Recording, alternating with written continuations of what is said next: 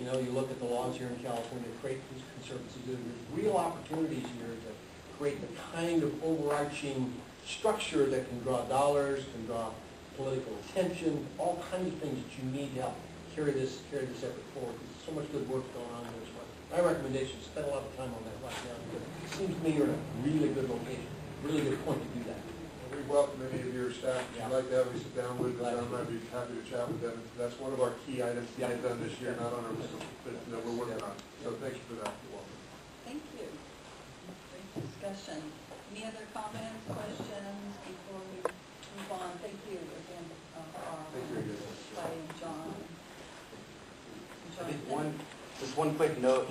I think looking at the border region as a single entity, kind of like we're talking right now about the Tijuana River watershed issues and New River issues, but really I think a lot of what we're developing here can be replicated across the whole U.S., even Mexico border region, and a lot of the watersheds we have flow from south to north, and so I think we're dealing with a lot of similar issues, and I think we can, I think sky's the limit in terms of what this group can do and where you can take, what you've discovered. Great, thank you. So we will come back and do a status report for the future. Love to. Yeah. That would be great. Great idea. Great. And hopefully you'll have your $9.5 million. No, sure. Okay, we have just a few updates and that emanated from our meeting last year, and one is a discussion about some of the problems we were having with moving emergency equipment and services across the border. So I think Helen Lopez from the secretary will make that presentation of an MOU. I'm actually going to move up front so that they can hear which is easier on the eye side of the back of your head. Yeah, the back of my head.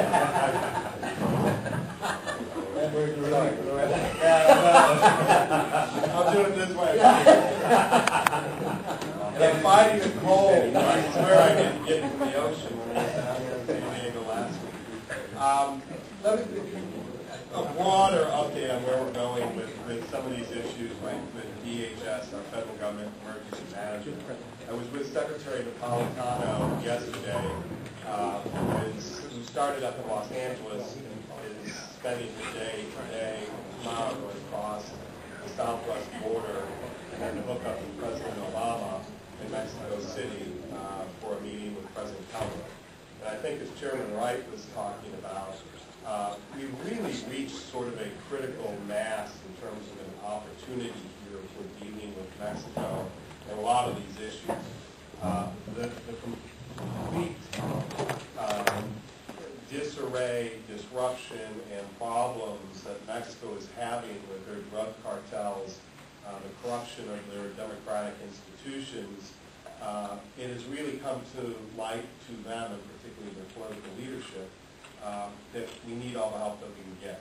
And so often when we've had pushback and, we're an independent country and we don't need your help, we're definitely sensing, Secretary Napolitano has sensed, there's a recognition that we need to partner together on a lot of these issues, whether it's public safety, environmental questions, and I think we've also seen that through the Border Governors Conference as well in terms of the cooperation that we have with states. Now, that brings a unique problem to us, whereas here in the United States, which our federal partners often forget, those powers to which the Constitution really directly gives the federal government we reserve to ourselves as states. It's called the 10th Amendment, which I remind our federal partners about quite frequently. But unfortunately for our Mexican states, it really is a more all-powerful federal government there, which creates problems in this emergency management arena. Because all emergencies are local. All mutual aid systems build from the bottom up. And so what we need to have is we have through the Board of Governors Conference, the state-to-state relationship. And we really have a model for that that's already out there, which is we have a mutual aid compact with Canada, which tracks what we have here within the 56 United States and territories called the Emergency Management Assistance Compact. which means from any of our sister states or territories, we can call for assistance, they can provide them salary, liability issues, all of those things are already resolved so that there's no delay in responding. So what we've put together is modeled, and the original Canadian compact actually was done early enough that we've had a number of lessons learned and ways to improve it. And we've drafted up a new one for the southwest border, which overlays the national federal government relationships and empowers the state and local communities to enter into their own detailed compacts, but provides the architecture and the framework by which you can do mutual aid and mutual assistance. And obviously, just like any other emergency, this doesn't just mean fire, flood, earthquake. It can mean a health emergency, it can mean environmental emergencies, those kind of things where the governor can declare a state of emergency, or their governors in Baja California can declare a state of emergency. This compact would come into effect where we could provide state-to-state assistance and resources in city resources, which some of that's really going on the fly right now, but to have the overarching agreement will be helpful. We've had draft language put together that we shared with FEMA, the Federal Emergency Management Agency, last month in Washington, D.C., and we also shared it, and that's why we didn't bring it here, because we shared it for their comments with also the National Emergency Management Agency for them to look at it, for them to weigh in on it. And I also met with the Southwest Border representatives from our four Southwest Border emergency managers to talk through it, as well as some of the folks from the congressional delegation in terms of laying the groundwork to get this passed by our federal legislature. So we're hoping that we can get this moving before the next Border Governors Conference, which is going to be in Monterey, Nuevo Leon, which we were, Ellen and our other work table that were on the emergency management public safety work table met there in February. Sorry about that. In terms of any questions about the MOU, our biggest thing has been resistance from the Mexican federal government. But I think that we cracked that egg a little bit at the work table in Nuevo Leon. They had federal government representatives there. And it also came up in this next area that I'm going to talk about, which is gun tracing. And again, the federal government asserting their exclusive authority as if they were doing a good enough job on their own in terms of gun violence and problems that they have in Mexico. They were saying, thank you for doing this well enough, well, we need help. And, it's quite obvious they needed help.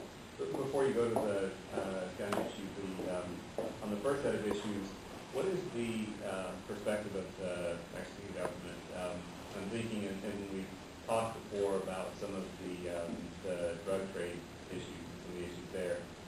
The concern, the response is often tied to the demand on the U.S. side, the Michigan State procedure rate. Is there a similar kind of automatic comeback or issue that is thrown into the mix in this discussion relative to the environmental and other issues that we're talking about here today? From on their side, not that I have heard. It's a entirely different type of discussion. I think it is. They are, well, it's fine and well for you to say that now that you're a developed country and, it's not like you weren't polluting in your developmental stages, in time, hopefully we'll be. That's one of the things. The other frustration is with guns, and they have a very hard time understanding. They blame our gun laws, and I say, well, it's more fundamental than that. It's our Constitution. Whereas they have no right to own guns in Mexico, and 99% of the guns that are being recovered down there are coming from the United States.